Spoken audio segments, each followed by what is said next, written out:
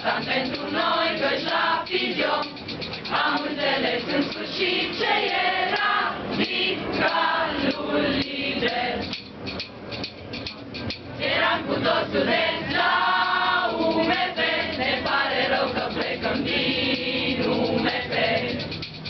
Examene am picat și multe am învățat, dar iată că am terminat. În 3 decenii noi am dat morfopatul, aproape toți am picat, iar la farma rețete am învățat și ne credem deja doctori 4.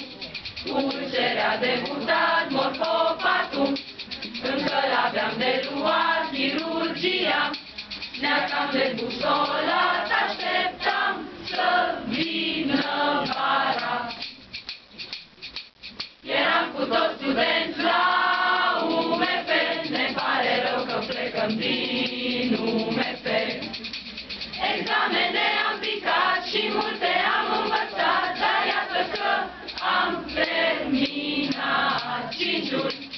Palpitații ne-a dat pediatria, moralul ne-a ridicat neurologia, ne-a dat durere cap, dar am trecut cu bine toate. Iată, în anul 6 am trecut atât de multe, în școală noi am făcut, poate nu bine, dar cât ne-am priceput, nu vă vom uita vreodată.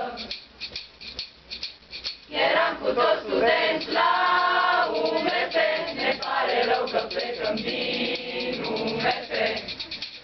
Examene am picat și multe am învățat, dar iată că am terminat. La UMF, ne pare rău că plecăm din UMF.